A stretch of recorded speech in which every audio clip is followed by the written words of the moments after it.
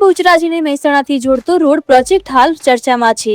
આ રોડનું કામ હજુ પૂરું નથી થયું ત્યાં ચાલુ કામમાં ખાડા પડવાના ફોટો વાયરલ થયા છે। બહુચરાજીના પૂર્વ ધારાસભ્ય ભરત ઠાકોરે પણ આ મામલે મુખ્યમંત્રીને લેખિત રજૂઆત કરી છે। ત્યારે જે પ્રોજેક્ટ હજુ પૂર્ણ નથી થયો તે રોડમાં કેમ પડ્યા ખાડા, ગરબડ કે પછી બીજું કોઈ કારણ, જુઓ આ રિપોર્ટમાં। શક્તિપીઠ બહુચરાજીને મહેસાણાથી જોડતા રોડને 4 લેન બનાવવાનો પ્રોજેક્ટ હાલ પ્રગતિ હેઠળ છે। રૂપિયા 157 કરોડના ખર્ચે મહેસાણા કાલરી બહુચરાજી રોડનું નવીનીકરણ થઈ રહ્યું છે। 17 ડિસેમ્બર 2024ના દિવસે આ રોડનું કામ શરૂ કરવામાં આવ્યું હતું અને ડિસેમ્બર 2026 સુધીમાં રોડનું કામ પૂર્ણ કરવાનું આયોજન હતું।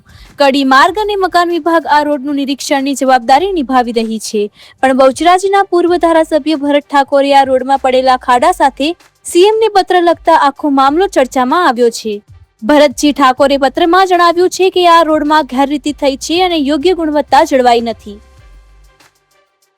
તો રસ્તો લાખો રૂપિયાના ખર્ચે જ્યારે એનું નવીકરણ ચાલતું હોય અને આ રોડનું કામ હજી આગળ ચાલુ છે, પાછળ રોડમાં ખાડા પણ પડી ગયા છે, એટલે મારું ચોક્કસ માનવું છે કે રોડની કામગીરીમાં ચોક્કસ ગુણવત્તાવાળો જે માલ સામાન વાપરવાનો હોય એ વાપર્યો નથી।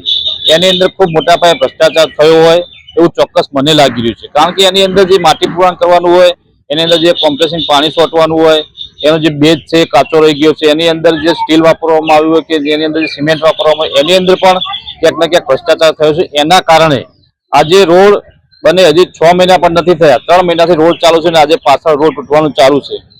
એની સાથે સાથે આ રોડની કામગીરી દરમિયાન જે રોડની નડતરરૂપ જે વૃક્ષો હતા એનું ટ્રીમિંગ પણ કરવામાં નથી આવ્યું અને રોડ બનાવી દેવામાં આવ્યો છે, જેના કારણે હમણાં જ 2 યુવાનોના ત્યાં મૃત્યુ થયા હતા।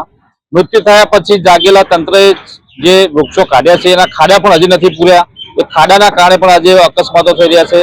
એટલે જે પણ એજન્સી કામ કરી રહી છે એ એજન્સીને તાત્કાલિક ધોરણે એને બ્લેકલિસ્ટ કરવા અથવા એનું બિલ રોકી અને ફરીથી એની જે કામગીરી છે ફરીથી કામગીરી કરાવીને જે ગુણવત્તાસભર જે મટીરિયલ વાપરવું છે મટીરિયલ વાપરી અને એની જે રોડની કામગીરી છે કામગીરી કરવા માટે માનનીય મુખ્યમંત્રીશ્રીને એક લેખિત રજૂઆત કરવામાં આવી છે। જો કે રિયલ ખબરની ટીમ દ્વારા આખરે આ આક્ષેપ બાદ હકીકત શું છે તે જાણવાનો પ્રયાસ કર્યો અને તેમાં કંઈક અલગ જ વિગત સામે આવી। હકીકતમાં આ ખાડા રોડને નડતરરૂપ વૃક્ષ કાપ્યા બાદ પડેલા ખાડા છે। હવે તમને સવાલ થશે કે પહેલા વૃક્ષ કાપ્યા વગર કેમ ડામર પાથરી દેવાયો? આ સવાલ અમે પણ માર્ગ અને મકાન વિભાગના જવાબદાર અધિકારીઓને કર્યો તો જાણવા મળ્યું કે આ રોડનું કામ 17 ડિસેમ્બર 2024માં શરૂ થયું હતું, પણ વચ્ચે નડતરરૂપ વૃક્ષ કાપવાની પરવાનગી છેક 10 જૂન 2026ના દિવસે આપવામાં આવી, એટલે કે કામ શરૂ થયા બાદ છેક 1.5 વર્ષ પછી વૃક્ષ કાપવાની પરવાનગી મળી। આ કારણે લોકોને તકલીફ ન પડે તે માટે એક લેયર ડામર પાથરી દેવામાં આવ્યો હતો અને હવે પરવાનગી આવતા આ વૃક્ષ કાપવામાં આવી રહ્યા છે। આમ સરકારના કામમાં સરકારના જ 2 વિભાગ વચ્ચે સંકલનના અભાવે આ સ્થિતિ સર્જાઈ હોવાની હકીકત સામે આવી છે। રોડનું કામ 2024માં શરૂ કરવામાં આવ્યું અને વૃક્ષ કાપવાની પરવાનગી છેક 10 જૂન 2026ના રોજ આપવામાં આવી। આ કારણે રોડ બનાવ્યા પછી હવે નડતરરૂપ વૃક્ષ કાપવા પડી રહ્યા છે।